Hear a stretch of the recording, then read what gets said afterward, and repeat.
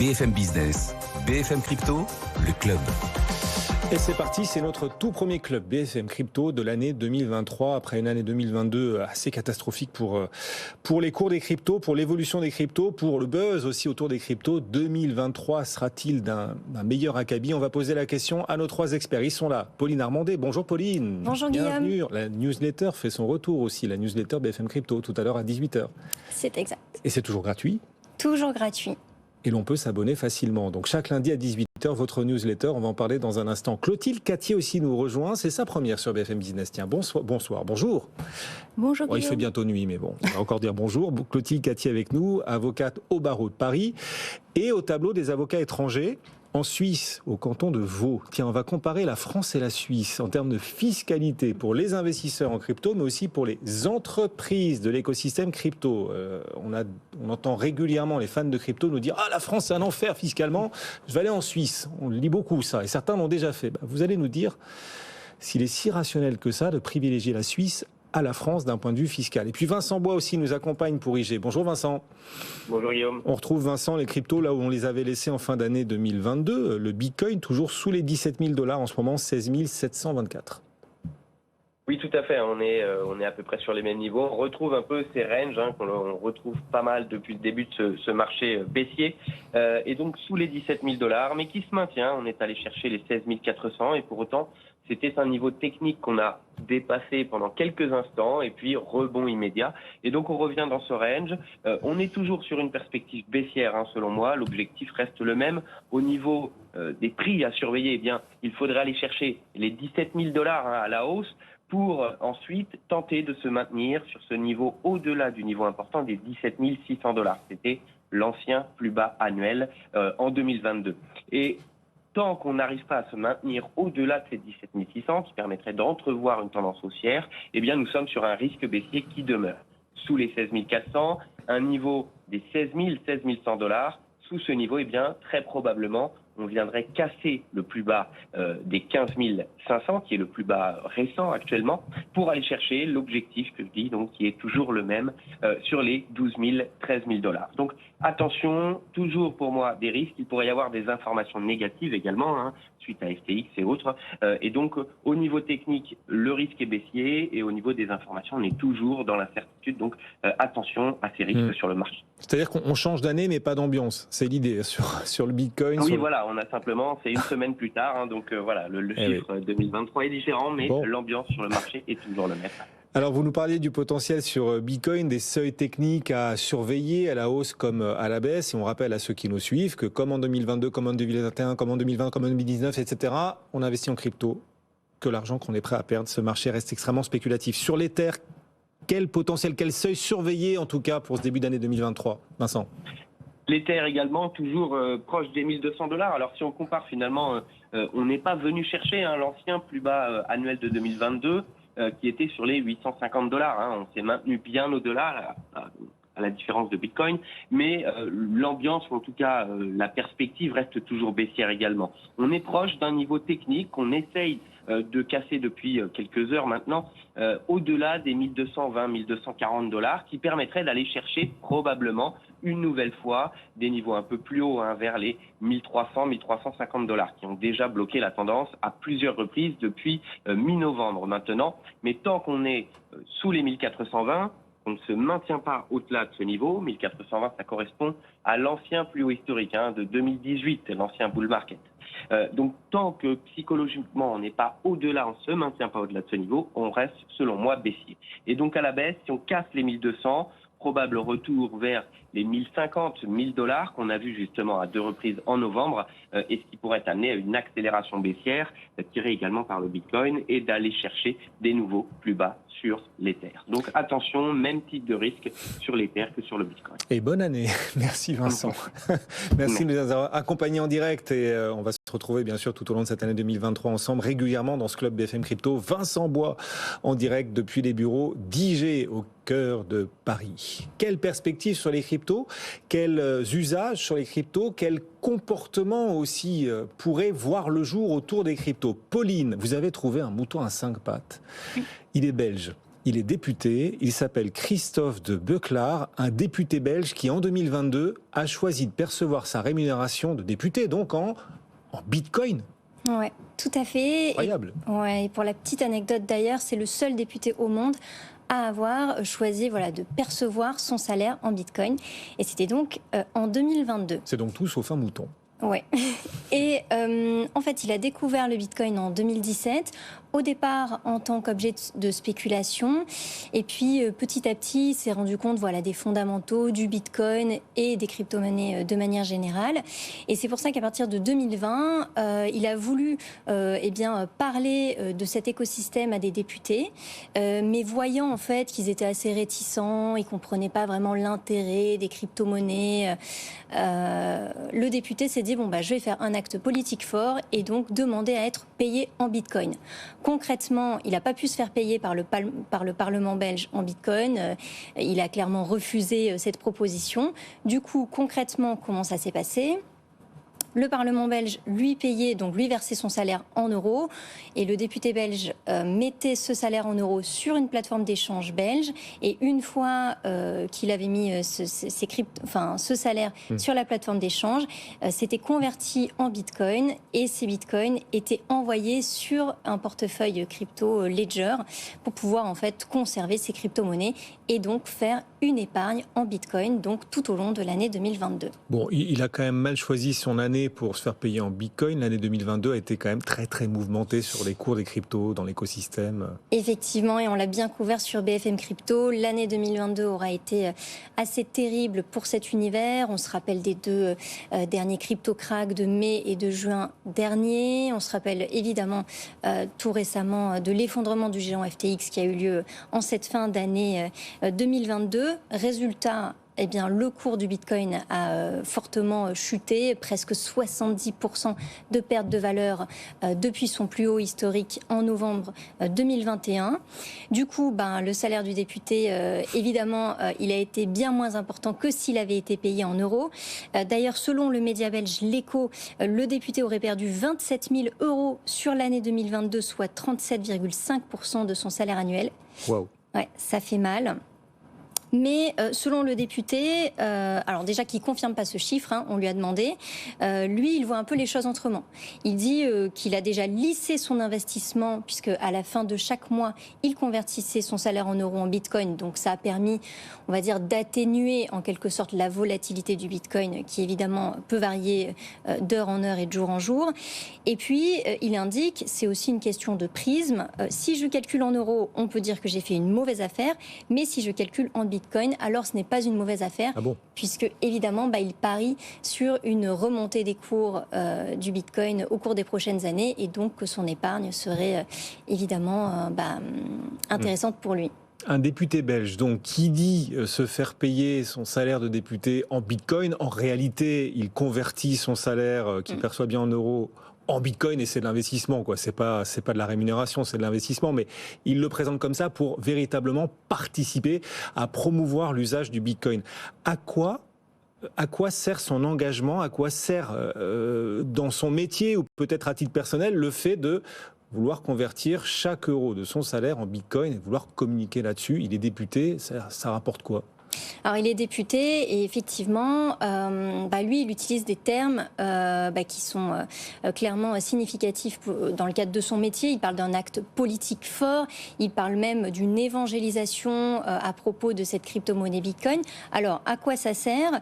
Eh bien a priori déjà ça aura servi à bouger les lignes en Belgique, à faire un peu sensation. Il a fait le tour des médias internationaux, y compris belges et français.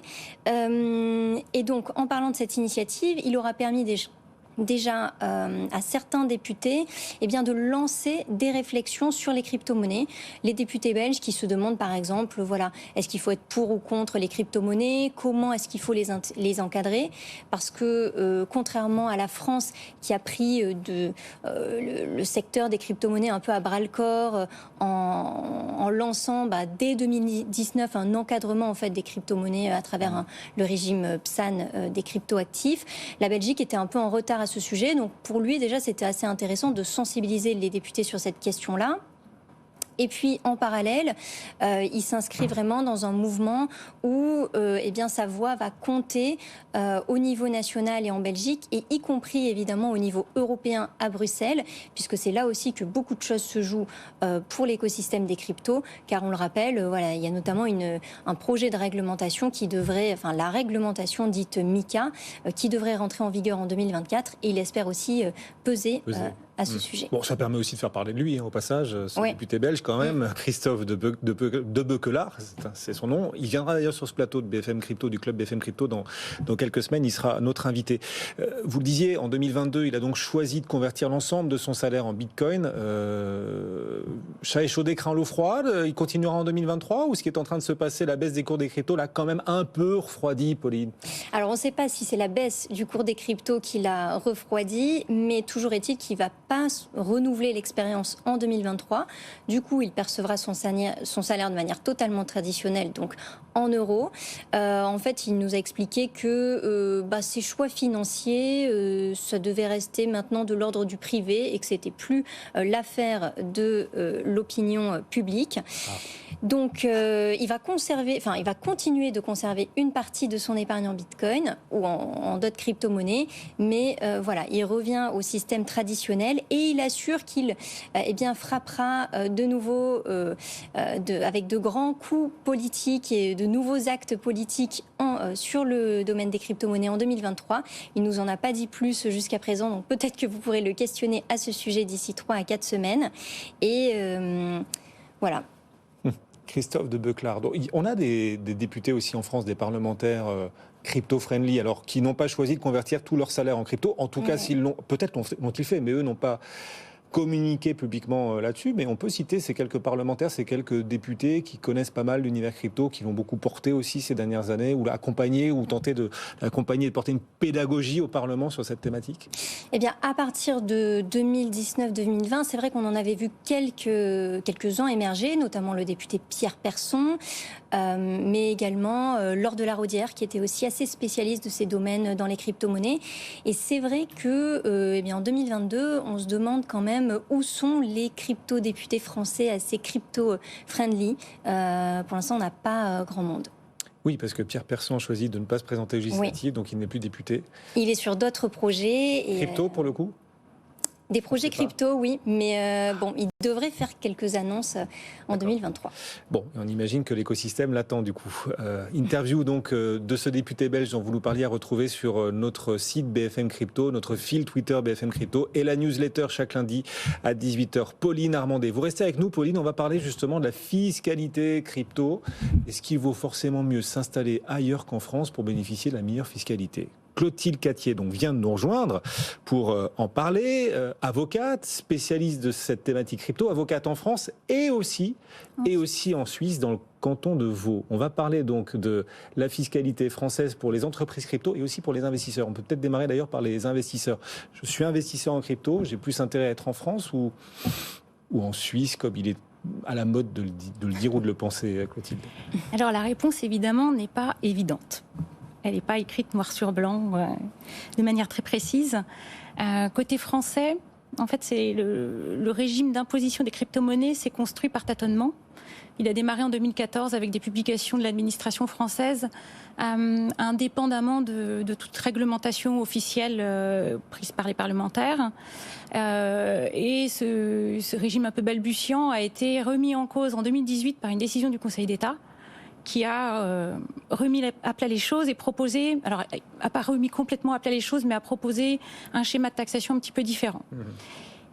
Ce schéma de taxation n'a visiblement pas convenu aux législateurs, puisqu'en 2019, dans le cadre du vote de la loi de finances, en fin 2018 pour 2019, dans le cadre de la loi de finances... La loi Pacte non, même pas. Non, la loi Pacte, ça c'est un petit peu après, puis on n'a pas tellement parlé de fiscalité dans cette loi, un petit peu, mais pas beaucoup, et en tout cas pas de crypto-monnaie. Loi de finances pour 2019 qui, elle, a prévu un régime de taxation spécifique des opérateurs occasionnels réalisant des gains de crypto-monnaie. Donc en fait, c'est le régime dont on entend parler aujourd'hui, qu'on voit sur tous les médias, et qui prévoit une taxation à un taux forfaitaire de 30% de tous les gains d'achat et de revente de crypto-monnaie. Donc les cryptos sont taxés comme le sont les actions, par exemple. Exactement. Alors c'est pas le même texte qui réglemente l'imposition, mais le taux de taxation est strictement identique. Donc ça, c'était en 2019 pour les opérateurs occasionnels. La difficulté qu'on a, c'est que ce texte s'applique sous réserve des dispositions applicables aux personnes réalisant des gains d'achat-revente de crypto-monnaies de manière habituelle. Quelle est la différence entre je réalise un gain de manière occasionnelle et je réalise un gain de manière habituelle? C'est-à-dire où se situe la frontière et à partir de quel moment je bascule du côté, en fait, entre guillemets, du professionnel. Et toute la difficulté est là, et on avait beaucoup de questionnements en fait, des opérateurs, enfin des traders, entre guillemets, qui s'interrogent en se disant mais est-ce que j'ai un risque d'être regardé comme un professionnel par l'administration fiscale? Donc, on en est encore là aujourd'hui ou depuis les choses sont clarifiées? Alors, les choses ont un petit peu évolué. D'abord, les professionnels, en tout cas, moi c'est la manière dont j'ai fonctionné, j'ai posé la question à l'administration fiscale par écrit à plusieurs reprises pour le compte de contribuables de manière non anonyme. Donc c'était quand même quelque chose d'assez engageant. Et là, on a commencé à voir une première grille de lecture qui ressortait. Mais qui était quand même pas très très claire. Et puis cette question, elle est posée à un service de l'administration fiscale, mais elle n'engage pas l'ensemble des services et elle ne préjuge pas du fait qu'on aura une vision unitaire sur tout le territoire français. Ah bon? Ce qui peut conduire en fait à des disparités de traitement qui peuvent être assez gênantes. Dans l'un des pays les plus centralisés au monde, on en est là. Ah mais c'est pas spécifique aux crypto-monnaies d'ailleurs. Ouais. C'est une difficulté qu'on rencontre fréquemment sur tous les sujets. On en est encore là aujourd'hui, c'est-à-dire que voilà, on se posait cette question entre la France et le fantasme de la Suisse en termes de fiscalité sur les cryptos. Vous diriez, ouais, la France, ok, il y a encore des complexités, peut-être un manque de clarté, certains risques et des choses à dénouer, encore des choses à améliorer, mais en termes d'attractivité et de fiscalité, la France a des arguments face à un pays comme la Suisse, par exemple, où beaucoup de fans de crypto rêvent d'aller vivre et d'aller investir parce qu'il paraît que là-bas c'est mieux. L'Eldorado suisse. Ouais. Un vaste sujet. Alors côté suisse, les choses sont finalement assez peu différentes de la France sur le plan de la logique. On va garder cette différenciation entre l'opérateur, on va dire le bon père de famille qui fait ses petites opérations d'achat-revente le soir à la maison, et le professionnel qui lui va être traité comme un professionnel avec un régime de taxation qui n'a plus rien à voir puisqu'il est taxé comme une entreprise en fait. C'est-à-dire que la moindre opération qu'il va réaliser en crypto-monnaie, que ce soit un échange, une conversion en fiat, peu importe l'opération qu'il réalise, va générer un gain ou une perte qui va être fiscalisé. Donc c'est assez dur comme régime. Donc on a cette distinction côté suisse. Alors évidemment, ce que tout le monde a retenu, et c'est la seule chose qu'on a enregistrée, c'est que la Suisse ne taxe pas les gains de crypto-monnaie réalisés par les opérateurs occasionnels. Donc vous et moi, zéro. Ah oui. Entre nous, c'est exactement le même régime que pour les plus-values sur titre. Donc en fait, la Suisse n'a fait que adapter son régime de plus-value sur titre aux crypto-monnaies. D'accord. Je suis un amateur. Il est vrai qu'en effet, fiscalement, la Suisse est plus intéressante que la France. Alors c'est à nuancer très sérieusement parce qu'il y a quelque chose que tous les sites oublient, c'est qu'en Suisse, on a un impôt sur la fortune qui s'applique de manière généralisée à l'ensemble du patrimoine. Et que vos actifs de crypto-monnaie sont inclus dans le patrimoine taxable à l'impôt sur la fortune. Et les taux applicables à l'impôt sur la fortune, on va dire que le taux marginal n'atteint pas les taux français, mais on n'en est quand même pas très loin. Et au final, on a des impositions qui peuvent s'avérer assez élevées. Donc, ce qu'on a présenté comme l'Eldorado de la crypto-monnaie est en fait à prendre avec quelques pincettes. Oui, selon le profil de chacun, voilà. La réalité est différente. Et puis la difficulté qu'on a aussi, c'est que en France, la loi de finances pour 2022, mais qui s'applique depuis hier, a un petit peu modifié la donne justement pour faciliter la délimitation de la frontière entre l'opérateur occasionnel et le professionnel. Avec maintenant un professionnel qui est défini comme étant celui qui a réalise ses opérations d'achat-revente en matière de crypto-monnaie comme un professionnel avec les mêmes méthodes qu'un professionnel. C'est-à-dire, il va se documenter comme un professionnel, utiliser des algorithmes, des méthodes de professionnel et pas la méthode du bon père de famille, pour reprendre l'expression, qui fait ses petites opérations le soir à la maison. Ouais, voilà, avec une calculette. Qui fait ça, non mais c'est ça, il y a tellement d'outils sophistiqués maintenant, accessibles même à l'amateur, que les pratiques d'un amateur peuvent ressembler à celles d'un professionnel. Tout à fait. Ça reste. Ce sera intéressant. Il sera intéressant de voir ces règles-là mises en application, les retours d'expérience également. Et vous, en tant qu'avocate, vous en aurez sans doute quelques-uns. On va les avoir dans les mois qui viennent. Et il y a cette question aussi, ce flou juridique, peut-être pour ceux qui choisissent, je sais pas, de payer en crypto. Vous allez au resto, vous payez en crypto. Comment ça se passe là fiscalement, la Binance Card? C'est un vrai sujet que tout le monde oublie, c'est qu'à partir du moment où vous payez en crypto-monnaie, c'est considéré comme une conversion en fiat. Ah. Ce qui veut dire que vous êtes censé déclarer. On va calculer un gain ou une perte sur qui correspond en fait au prix d'achat que vous venez de réaliser, et on doit déclarer ce gain ou cette perte dans sa déclaration d'impôt annuelle. Désolé de vous plomber le début de l'année avec cette info. En même temps, il vaut mieux le savoir. C'est clair. Et vous reviendrez nous parler des entreprises crypto en l'occurrence et du contexte juridique, du cadre juridique et fiscal pour les entreprises. Là, on parlait beaucoup des investisseurs et vous reviendrez nous parler donc pour les entreprises. Vaut-il mieux être en France ou en Suisse? Grave question. Vous repasserez nous voir pour en parler. Merci beaucoup d'être passé nous voir. Clotilde Cattier, avocate au barreau de Paris et au barreau des avocats, au tableau, pardon, des avocats étrangers autorisés à exercer dans le canton de Vaud. En Suisse, donc. Vous avez un pied des deux côtés de la frontière. Merci d'être passé. Merci Pauline Armandet, la newsletter BFM Crypto, dans maintenant 1 heure et 2 minutes, Pauline.